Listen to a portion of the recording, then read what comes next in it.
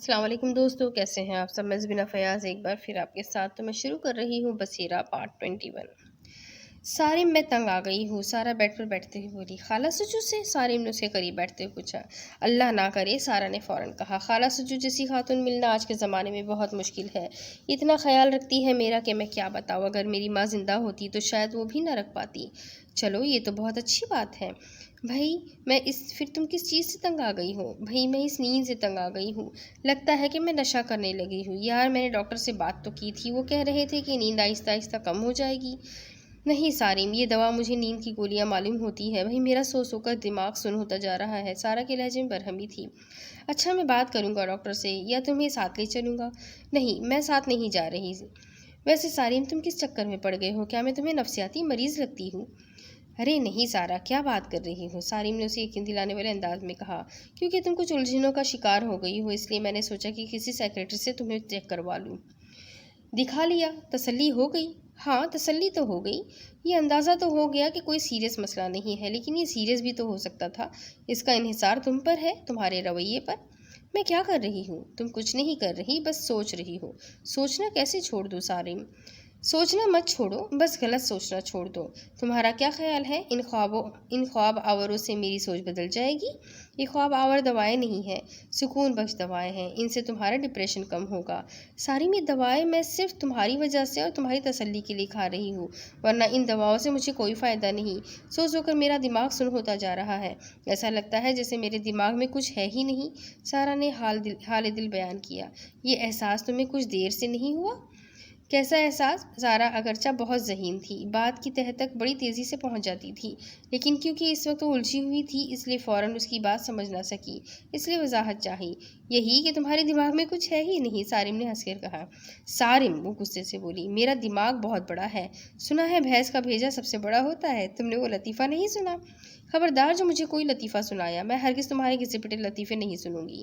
چلو کوئی بات نہیں، میں خالہ سجو کو سنا دوں گا۔ ہاں جاؤ، خالہ سجو کو ہی سناؤ۔ اگر تمہارا لطیفہ سن کر خالہ سجو نے یہ کہا نا کہ صاحب جی کیا آپ نے کوئی ہنسانے والی بات کہی ہے، تو میرا نام بدل دینا۔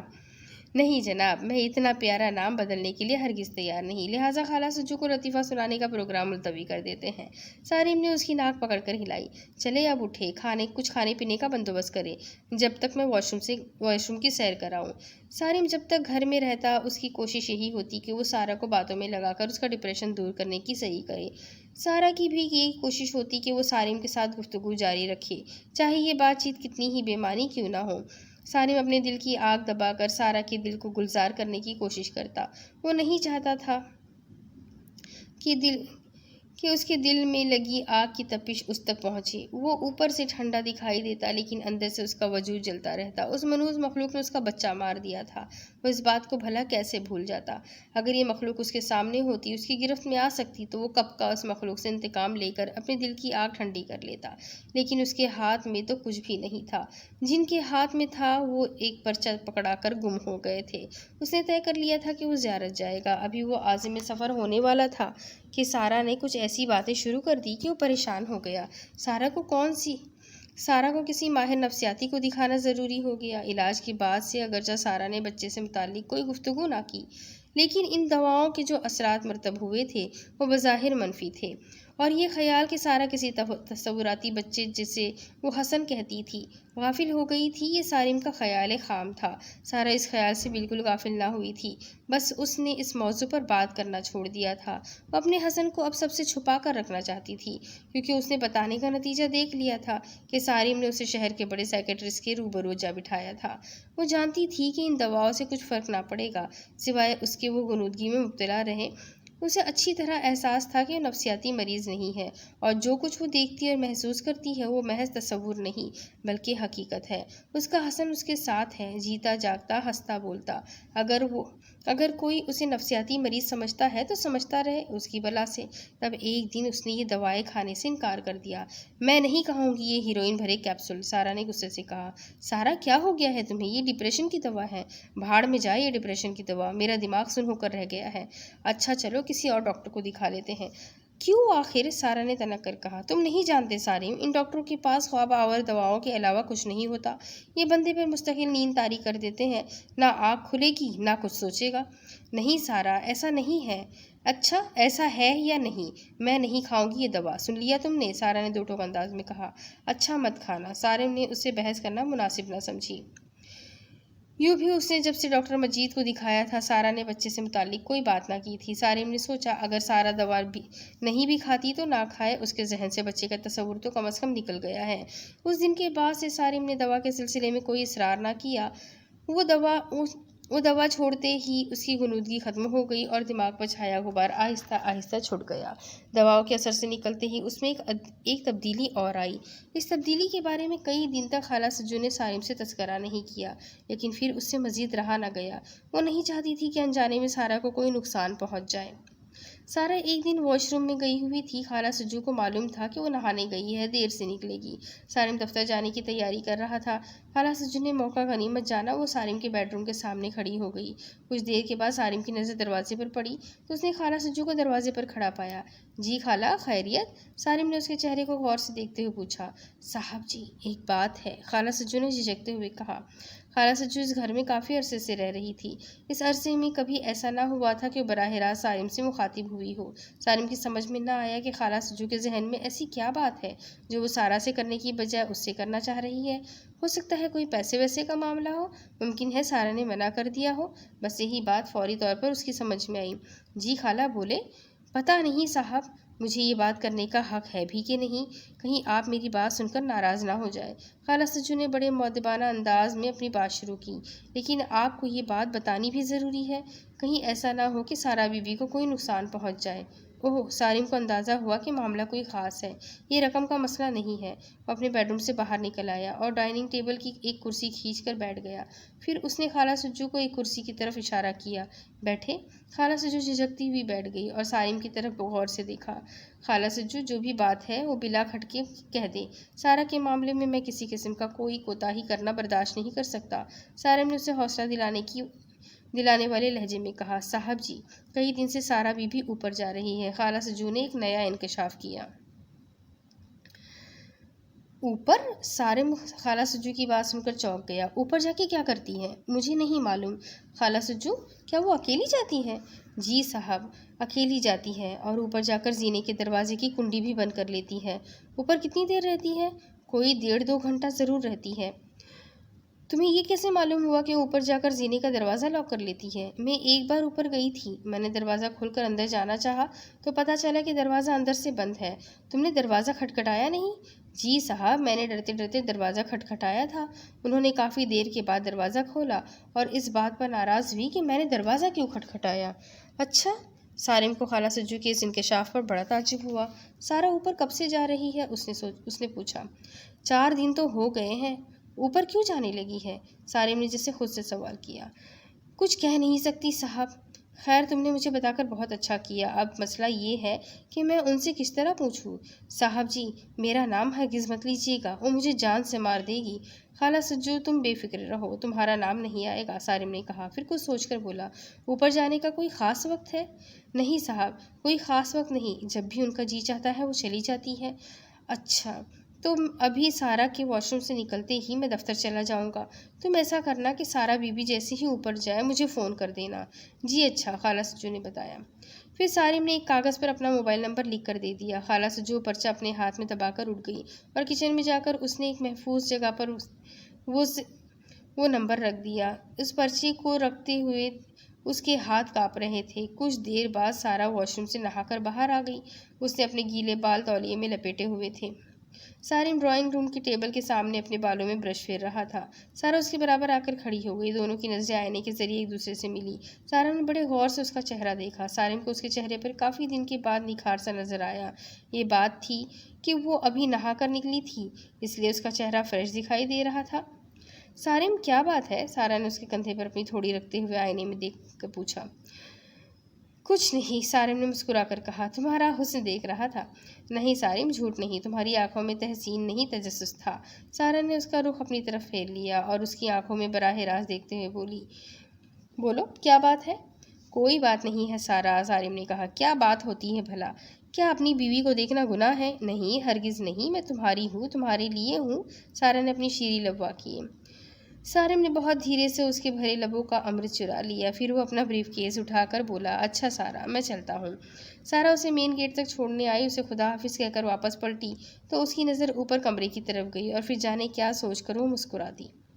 سارم اس وقت اپنے پروڈکشن ہاؤس کے کوآرڈینیٹر ندیم شریف سے بات کر رہا تھا کہ اس کے موبائل پر کال موصول ہوئی۔ کال گھر سے تھی۔ اسے یقین تھا کہ یہ خالہ سجو کی کال ہے۔ اس نے موبائل کان سے لگانے سے پہلے گھڑی دیکھی، 2 بج رہے تھے۔ ہیلو، سارم نے موبائل کان سے لگایا۔ جی صاحب، میں بول رہی ہوں سجو۔ خالہ سجو، ادھر سے سہمی ہوئی آواز آئی۔ ہاں ہاں بولے۔ سارا بی بی ابھی اوپر گئی ہے، خالہ سجو نے اطلاع دی۔ ٹھیک ہے، میں آتا ہوں، یہ کہہ کر اس نے موبائل آف کر دیا۔ پھر وہ ندیم شریف سے مخاطب ہو کر بولا، ندیم شریف، میں ذرا ایک ضروری کام سے جا رہا ہوں، ہو سکتا ہے دفتر واپس نہ آ پاؤں۔ آپ ذرا یہاں کے معاملات سنبھال لینا، کوئی مسئلہ ہو تو مجھے کال کر دینا۔ جی سر، ٹھیک ہے۔ ندیم شریف اٹھ کھڑا ہوا۔ سارم اپنی گاڑی نکال کر گھر کی طرف روانہ ہو گیا۔ جب تھوڑے فاصلے پر گھر رہ گیا تو اس نے اپنے فون سے گھر کا نمبر ملایا۔ ہیلو، دوسری گھنٹی بجنے پر فون اٹھا لیا گیا۔ فون پر بھاری آواز سنائی دی۔ یہ خالہ سجو کی آواز تھی۔ ویسے سارم نے سوچ لیا تھا کہ اگر اتفاق سے سارا نے فون اٹھایا تو وہ اس سے کیا کہے گا۔ خالہ سجو، میں سارم بول رہا ہوں، سارا اوپر ہی ہے؟ جی ابھی بھی اوپر ہی ہے صاحب۔ اچھا، تم ایسا کرو، چھوٹا گیٹ کھول دو، میں خاموشی سے اندر آ جاؤں گا۔ جی اچھا صاحب، خالہ سجو نے یہ کہہ کر فون رکھ دیا۔ سارم نے اپنی گاڑی گھر سے کافی پہلے روک دی تھی۔ اس نے ایک مناسب جگہ دیکھ کر گاڑی کھڑی کر دی اور وہاں سے پیدل گھر کی طرف بڑھ گیا۔ وہ گاڑی دروازے پر لانا نہیں چاہتی تھی، جانتا تھا کہ اگر اوپر کے کمرے کا پردہ ہٹا کر دیکھا جائے تو مین گیٹ پر کھڑی گاڑی بآسانی دیکھی جا سکتی ہے۔ دروازہ کھلا رکھنے کی تاکید بھی اس نے اسی لیے کی تھی کہ وہ دروازے پر زیادہ دیر کھڑا نہ رہے تاکہ اس کے دیکھے جانے کا چانس کم سے کم ہو۔ وہ دیوار کے سائے میں گھر کے دروازے پر پہنچا اور بڑی پھرتی مگر آہستگی سے چھوٹا گیٹ کھولا اور تیزی سے ڈرائنگ روم کی طرف داخل ہونے کی بجائے لاؤنج کی طرف بڑھا تاکہ سارا اسے اوپر سے نہ دیکھ سکے۔ خالہ سجو لاؤنج میں موجود تھی۔ وہ سارم کے چہرے پر گہری سنجیدگی دیکھ کر پریشان ہو گئی۔ یک وقت اسے احساس ہوا کہ شاید اس سے بڑی غلطی ہو گئی ہے سارا کے بارے میں بتا کر۔ اب جانے کیوں وہ احساس جرم میں مبتلا ہو گئی تھی، جانے سارا بی بی اوپر کس حالت میں ہوں گی۔ اگر انہیں دیکھ کر صاحب کو غصہ آ گیا یا وہ سارا بی بی سے برگشتہ ہو گئے تو بہت برا ہوگا۔ اگرچہ اسے اس بات کا یقین تھا کہ صاحب سارا بی بی کو یہ ہرگز نہ بتائیں گے کہ اوپر جانے کی اطلاع اس نے فراہم کی تھی، لیکن دونوں میاں بیوی کے درمیان تعلقات خراب ہو گئے یا دل میں بال آ گیا تو وہ خود کو زندگی بھر معاف نہ کر سکے گی۔ بہرحال اب تو جو ہونا تھا ہو چکا تھا۔ یہ اطلاع اس نے کسی بدنیتی کی بنیاد پر فراہم نہیں کی تھی۔ وہ چاہتی تھی کہ اس کے مالکن کسی عذاب میں مبتلا نہ ہو جائے۔ اوپر جانے سے پہلے کیا سارا کچھ ہدایت دے کر گئی ہے؟ سارم نے خالہ سجو سے پوچھا۔ نہیں صاحب، بس وہ خاموشی سے اوپر چلی جاتی ہے۔ اچھا، میں دیکھتا ہوں۔ سارم سینے کے دروازے کی طرف بڑھا۔ صاحب جی، آپ کہیں تو میں انہیں بلا لاؤں؟ خالہ سجو نے کہا۔ نہیں خالہ، میں خود اوپر جاؤں گا۔ جیسی آپ کی مرضی۔ سارم لاؤنج میں کھلنے والے زینے کے دروازے سے اوپر چڑھتا چلا گیا۔ اوپر کا دروازہ بند تھا۔ اس نے دروازے کا ہینڈل پکڑ کر گھمایا تو اندازہ ہوا کہ دروازہ لاک ہے۔ اب اس کے سوا کوئی چارہ نہ تھا کہ وہ دروازے پر دستک دے۔ جانے اس کے دل میں سوچ کی کیا لہر اٹھی کہ اس نے اچانک زور سے دروازہ پیٹ ڈالا۔ خالہ سجو، کیا مصیبت ہے؟ دوسری طرف سے فوراً ہی سارا کی غصے بھری آواز آئی۔ میں نے منع نہیں کیا تھا کہ میں اوپر آؤں تو میرے پیچھے مت آیا کرو۔ سارا، دروازہ کھولو، یہ میں ہوں سارم، سارم نے زور سے کہا۔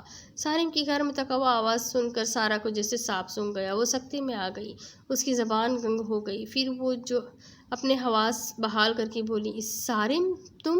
اچھا ٹھہرو، میں کھولتی ہوں دروازہ۔ اس کے ساتھ سارم کو اس کے دوڑتے قدموں کی آواز آئی۔ شاید وہ کمرے میں واپس گئی تھی۔ پھر چند لمحوں بعد ہی اسے تالے میں چابی گھومنے کی آواز آئی اور پھر دروازہ کھل گیا۔ سارم نے ایک نظر سارا کو دیکھا۔ اس کے چہرے پر گھبراہٹ تھی۔ سارم دروازہ کھول کر چھت پر آیا۔ اس نے چھت پر ایک نظر ڈالی۔ چھت خالی پڑی تھی۔ پھر وہ اس سے کچھ پوچھے بغیر کمرے میں داخل ہوا۔ اس نے کمرے کا بغور جائزہ لیا۔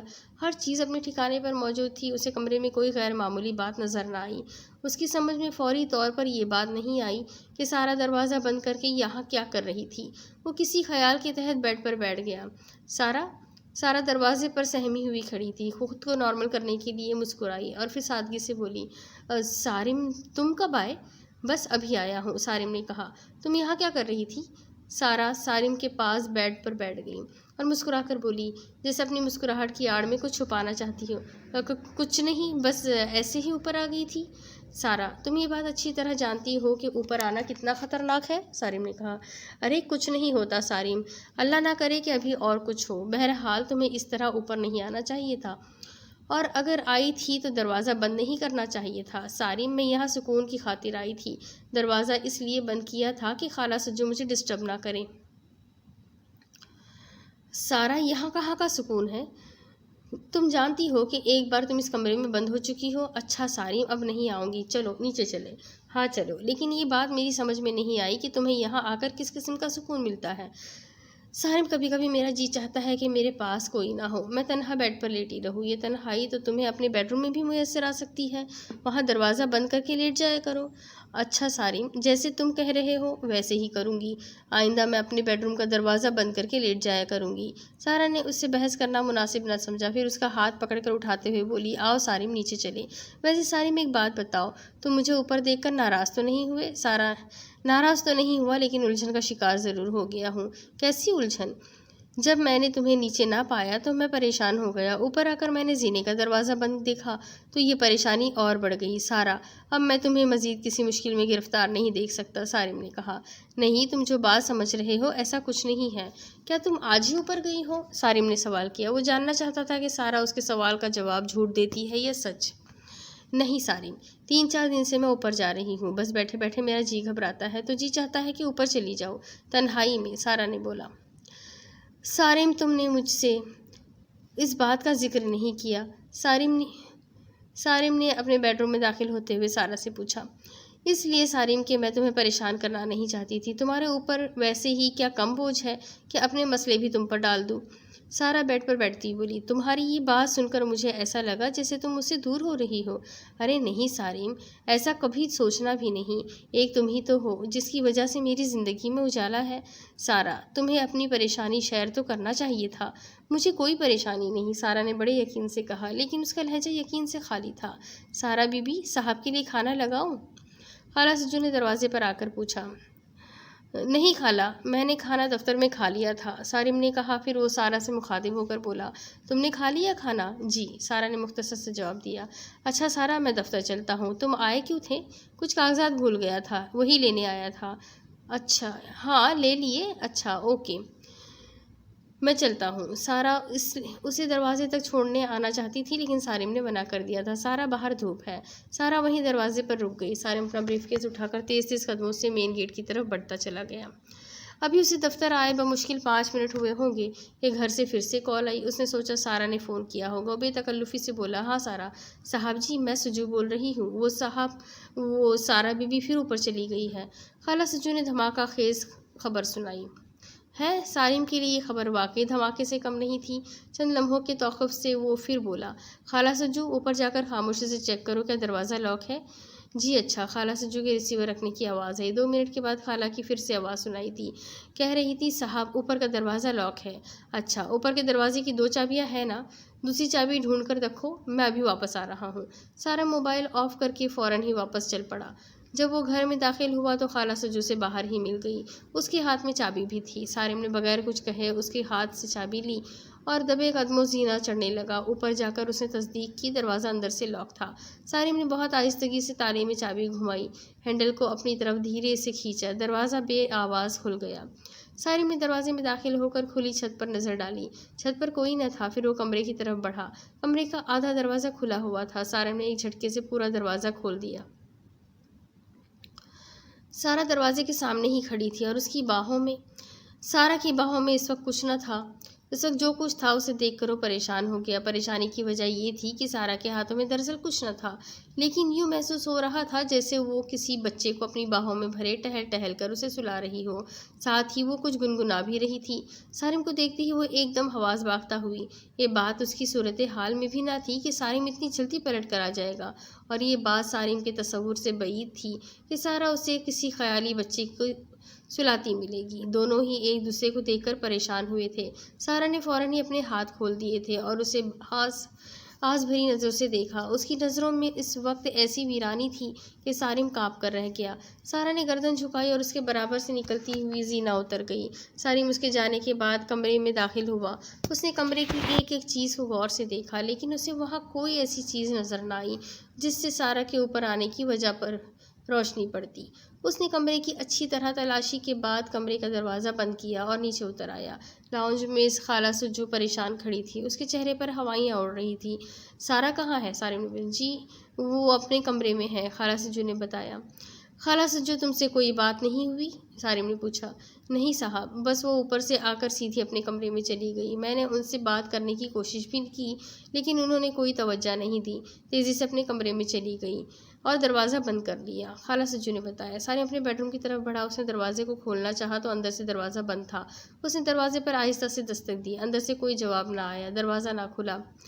سارم نے کچھ توقف کے بعد دوبارہ دستک دی اور ساتھ ہی پکارا، سارا سارا، لیکن پھر دروازہ پھر بھی کھلا نہیں۔ سارم نے قدرے زور سے دروازہ تھپتھپایا اور آواز لگائی، سارا دروازہ کھولو۔ کچھ لمحوں بعد دروازے کی چٹکنی کھلنے کی آواز آئی اور پھر تھوڑا سا دروازہ واہ ہوا۔ سارم اس تھوڑے سے دروازے سے اندر داخل ہو گیا اور دروازے کو پیچھے دھکا دے دیا۔ دروازہ کٹ کی آواز کے ساتھ بند ہو گیا۔ اس نے سامنے نظر ڈالی۔ سارا بیڈ پر اپنا چہرہ دونوں ہاتھوں سے چھپایا اوندھی پڑی تھی۔ سارم چند لمحے کھڑا اسے دیکھتا رہا۔ اس کے جسم کی لرزش بتا رہی تھی کہ وہ رو رہی ہے۔ سارم نے بیڈ پر بیٹھ کر اسے اپنی طرف کھینچ لیا۔ اس کا چہرہ آنسوؤں میں بھیگا ہوا تھا۔ سارم کا قرب پا کر وہ اپنے جذبات پر قابو نہیں پا سکی۔ آنسوؤں کا بند ٹوٹ گیا اور وہ سسکیوں سے رونے لگی۔ کیوں رو رہی ہو سارا؟ سارم نے اپنی انگلیوں سے آنسو پوچھتے ہوئے کہا۔ سارم، وہ اوپر رہتا ہے۔ کون؟ میرا حسن۔ تمہیں کیا ہو گیا ہے سارا؟ میرا خیال تھا کہ تم ٹھیک ہو گئی ہو لیکن تم تو وہیں کی وہیں ہو۔ مجھے کچھ نہیں ہوا سارم، تمہارے جانے کے بعد مجھے یوں محسوس ہوا جیسے میرا حسن رو رہا ہے۔ میرے کانوں میں اس کے رونے کی آواز گونج رہی تھی۔ میں تڑپ کر اوپر پہنچی تو واقعی بیڈ پر لیٹا وہ رو رہا تھا۔ سارا نے بڑے کھوئے ہوئے انداز میں اسے رواداد سنائی۔ سارا، کیوں شراب کے پیچھے بھاگ رہی ہو؟ یہ شراب نہیں ہے، یقین ہے سارا، یقین ہے سارم، سارا نے پر اعتماد لہجے میں کہا۔ کیا تم یہ کہنا چاہتی ہو کہ وہ بچہ جس کا نام تم نے حسن رکھا ہوا ہے وہ تصوراتی نہیں حقیقی ہے؟ سارم نے اس کے ذہن کو سمیٹنے کے لیے بات چھیڑی۔ جس بچے کو میں کھلاتی پلاتی ہوں، اٹھاتی بٹھاتی ہوں، وہ تخلیقی کیسے ہو سکتا ہے؟ سارا نے اسے اپنے طور پر سمجھانے کی کوشش کی۔ ابھی جب میں اوپر گیا تو میں نے دیکھا کہ تم کسی بچے کو ہاتھوں میں اٹھائے زور زور سے ہلا رہی ہو، کھیل رہی ہو اور کچھ بول رہی ہو، سارم نے بتایا۔ کیا تم نے میری گود میں حسن کو نہیں دیکھا؟ ہاں، یہی بات میں تمہیں بتانے جا رہا تھا کہ میں نے تمہارے ہاتھوں میں کسی بچے کو نہیں دیکھا۔ تم کہتی ہو کہ حسن کا وجود حقیقی ہے، اگر حقیقی ہے تو مجھے کیوں نظر نہیں آتا؟ سارم نے جرح کی۔ معلوم نہیں، سارا نے فوراً ہتھیار ڈال دیے۔ وہ اس مسئلے پر کوئی بحث کرنا نہیں چاہتی تھی۔ سارا، مان لو کہ یہ سب تمہارا وہم ہے، پلیز خود کو سنبھالو، بچے کے اس فوبیا سے نکلو۔ وہ تو چلا گیا کبھی واپس نہ آنے کے لیے، سارم نے اسے بہت پیار سے سمجھایا۔ سارا، تم ایسا کچھ کرو، کچھ دن کے لیے چلی جاؤ، کہیں بھی چلی جاؤ، اکیلی رہتی ہو، ہر وقت تمہارا دھیان بچے کی طرف رہتا ہے، بچے کے سوا تم کچھ اور سوچتی ہی نہیں، کہیں جاؤ گی تو تمہارا دھیان بٹے گا۔ نہیں، میں کہیں نہیں جاؤں گی، اپنے حسن کو چھوڑ کر میں کیسے کہیں جا سکتی ہوں؟ سارا نے دو ٹوک لہجے میں کہا۔ اپنے حسن کو ساتھ لے جانا، سارم نے یہ بات کہہ تو دی لیکن اسے بات کے ہلکے ہونے کا احساس ہوا۔ نہیں، وہ کسی کے گھر جا کر پریشان ہو جائے گا، میں اسے پریشان نہیں کرنا چاہتی۔ سارا، تمہیں کیا ہو گیا ہے؟ میں تو تمہاری ذہانت کی مثال دیتا تھا، اب تم اتنی ہی غیر دانشمندانہ گفتگو کرنے لگی ہو، سارم کے لہجے میں خفیف سا شکوہ تھا۔ سارم، ایک بات بتا دوں، تم مجھے جو چاہے کہہ لو، میں تمہاری ہر بات مان لوں گی، لیکن ایک بات یاد رکھنا، اگر اب تم نے مجھے کسی سائیکٹرسٹ کے پاس لے کر گئے تو میں ہرگز نہیں جاؤں گی اور نہ ہی کوئی دوا کھاؤں گی، یہ نیند کی گولیاں، ہیروئن بھرے کیپسول میں قطعاً نہیں کھاؤں گی۔ سارا نے تنبیہ کی۔ سارا، میری بات غور سے سن لو، اب اوپر جاؤ تو زینے کا دروازہ بند نہ کرنا۔ ویسے میری سمجھ میں یہ بات نہیں آئی کہ تم زینے کا دروازہ کیوں بند کر لیتی ہو؟ سارم، میں نہیں چاہتی کہ خالہ سجو مجھے دیکھے اور دیکھ کر پریشان ہو جائے، ویسے بھی میں یہ نہیں چاہتی کہ میرے اور حسن کے درمیان کوئی بھی تیسرا آئے۔ سارا نے सच्ची बात कही। बेहतर होगा कि तुम ऊपर ना जाओ। अगर जाना ज़रूरी समझो तो दरवाज़ा हरगिज़ बंद मत करना। उम्मीद है तुम मेरी बात इतनी तो मान ही लोगी, सारिम ने बहुत नरम लहजे में कहा। हमें शरई मखलूक से होशियार रहना है। अच्छा सारिम, सारा ने बड़ी फरमाबरदारी से गर्दन हिलाई। वो खुश थी कि उसे ऊपर जाने की इजाज़त तो मिल गई थी, वरना इस बात का इम्कान ज़्यादा था कि सारिम ऊपर जाने का रास्ता ही मकफल कर देता।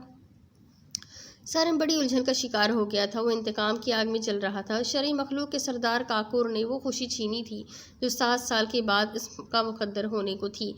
वो चाहता था कि इस काकूर को तबाह व बर्बाद कर दे, जलाकर खाक कर दे। ऐसा करने के लिए उसे हसन अली की ज़रूरत थी और हसन अली को पाने के लिए उसे ज़ियारत जाना था।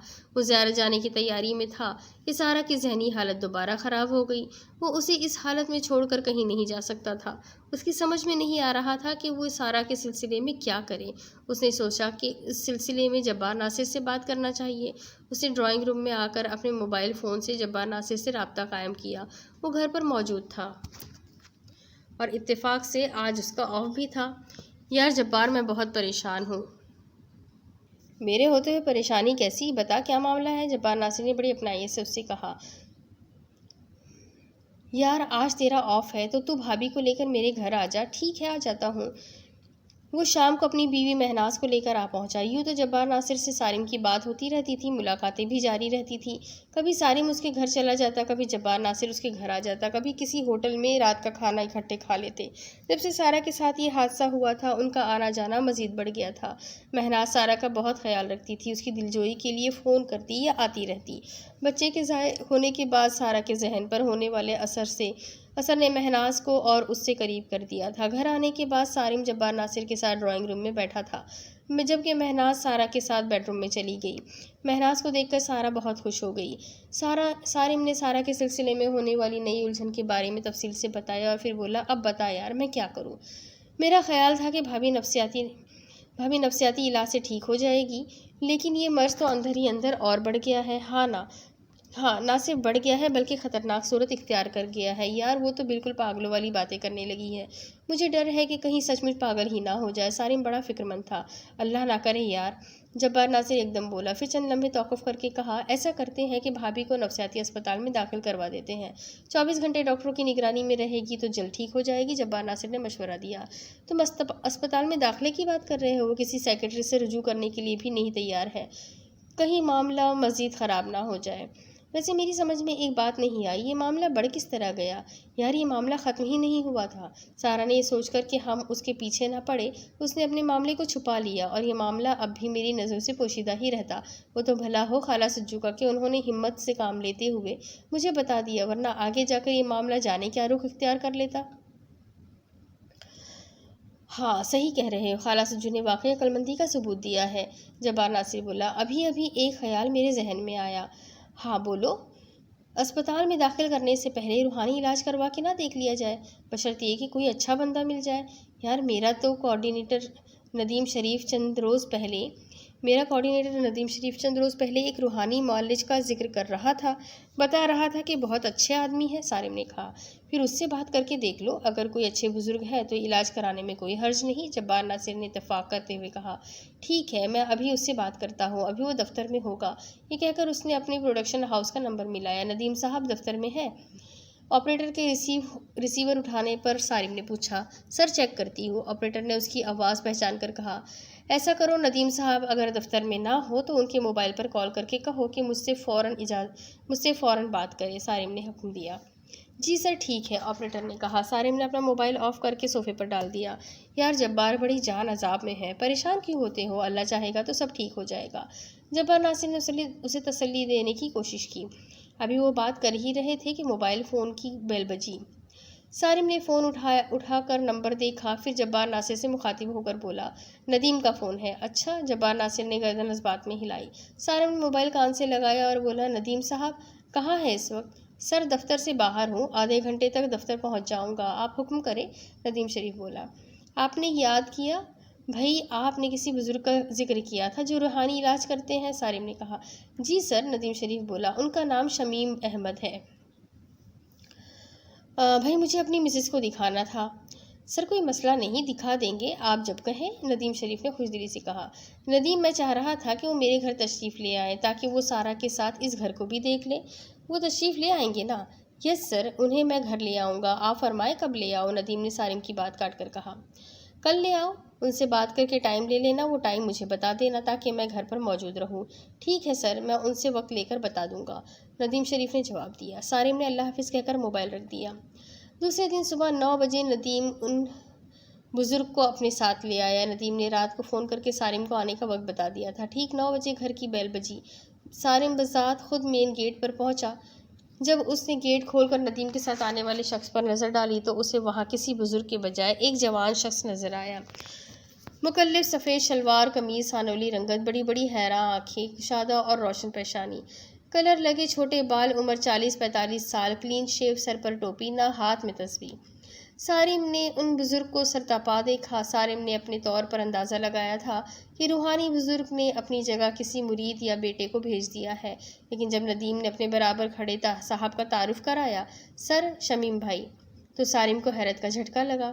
یہ شمیم احمد روحانی بزرگ؟ بہرحال یہ وقت حیرت ظاہر کرنے کا نہ تھا۔ اس نے ان جوان بزرگ سے، جن کا اصل نام شمیم احمد تھا لیکن زیادہ تر وہ شمیم بھائی کے نام سے پکارے جاتے تھے، گرم جوشی سے ہاتھ ملایا، ہاتھ ملا کر گیٹ میں داخل ہونے کا راستہ چھوڑا اور بولا، آئیے تشریف لائیے۔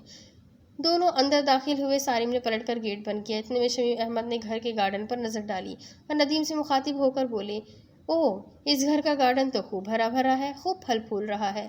آگے کچھ کہتے کہتے رک گیا۔ اچانک گھر پر نظر پڑی تو اتنا کہہ کر چپ ہو گئے۔ ہے اچھا۔ سارم نے ان دونوں کو ڈرائنگ روم میں بیٹھنے میں بٹھایا اور خود سارا کو لینے جانے لگا تو ندیم نے اسے روکا۔ سر ایک منٹ، شمیم بھائی کچھ کہنا چاہتے ہیں۔ سارم فوراً واپس پلٹ آیا۔ جی صاحب بولیے، جی شمیم صاحب بولیے۔ جناب بات یہ ہے کہ میں آپ کی مسز کی ہتھیلی پر اپنا ہاتھ پھیروں گا، اس کی مجھے اجازت ہے؟ شمیم احمد نے کہا۔ انہوں نے اپنی ہتھیلی پر دوسرا ہاتھ رگڑ کر دکھایا، اس طرح۔ ٹھیک ہے، مجھے کوئی اعتراض نہیں، سارم نے خوش دلی سے کہا۔ دوسری بات یہ ہے کہ آپ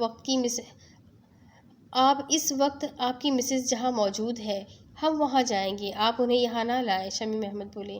اچھا، سارم یہ کہہ کر ڈرائنگ روم سے نکل گیا۔ خالہ سجو سامنے کھڑی تھی۔ اس نے پوچھا، سارا کہاں ہے؟ اپنے کمرے میں ہے صاحب۔ سارم بیڈ روم میں داخل ہوا تو اس نے دیکھا کہ سارا نرم گداز تکیوں کے سہارے بیڈ پر نیم دراز تھی۔ سارا، شمیم صاحب آ گئے ہیں، تم انہیں دیکھ کر حیران مت ہونا، وہ کوئی بڑی عمر کے شخص نہیں ہے، جوان آدمی ہے اور کلین شیو ہے، بالکل صفا چٹ، ان کی تو مجھے بھی نہیں ہے۔ وہ کہہ رہے ہیں کہ تمہاری ہتھیلی پر ہلکا سا ہاتھ رگڑیں گے، میں انہیں بلاتا ہوں، سارم نے اسے بتایا۔ جی اچھا۔ سارا فوراً سیدھی ہو کر بیٹھ گئی اور اسے دوپٹہ اچھی طرح اوڑھ لیا۔ سارم باہر نکل آیا۔ سارم چند لمحوں بعد شمیم احمد کو اپنے ساتھ کمرے میں لے کر داخل ہوا۔ ذرا اپنا ہاتھ پھیلائیے، شمیم احمد نے سارا سے کہا۔ سارا نے اپنا سیدھا ہاتھ ان کے آگے کر دیا۔ شمیم احمد نے اپنا ہاتھ 3 بار بہت آہستگی سے سارا کی ہتھیلی پر رگڑا اور بیڈ روم سے نکل کر ڈرائنگ روم میں واپس آ کر بیٹھ گئے۔ شمیم احمد کے کمرے سے نکلتے ہی سارا کو یوں لگا جیسے اس کے چاروں طرف اندھیرے کی چادر تن گئی ہو۔ اس نے اندازے سے اپنا ہاتھ سارم کی طرف بڑھایا۔ سارم نے فوراً اس کا ہاتھ پکڑ لیا۔ ہاں، سارم نے اس کا ہاتھ پکڑ کر کہا۔ کیا ہوا؟ سارا کچھ نہیں بولی۔ یہ اندھیرے کی کیفیت کچھ دیر رہی، پھر اسے یوں لگا جیسے بہت سے پرندے یکے بعد دیگرے اس کے سر پر سے گزر رہے ہیں۔ وہ ان کے پروں کی آواز سن رہی تھی اور اپنے سر پر ہوا بھی محسوس کر رہی تھی، لیکن اسے نظر کچھ نہیں آ رہا تھا۔ یہ کیفیت زیادہ دیر نہ رہی، پھر اسے ایک دم کمزوری کا احساس ہوا۔ اس نے پانی مانگا اور بیڈ پر لیٹ گئی۔ وہ خالہ سجو سے پانی پلانے کا کہہ کر ڈرائنگ روم کی طرف بڑھ گیا۔ اب اس کے آگے کی سٹوری میں آپ کو اگلی قسط میں سناتی ہوں کہ آگے کیا ہوگا۔ یہ جاننے کے لیے میرے ساتھ بنے رہیں۔ اگلی قسط میں پھر ملیں گے، تب تک کے لیے اللہ حافظ۔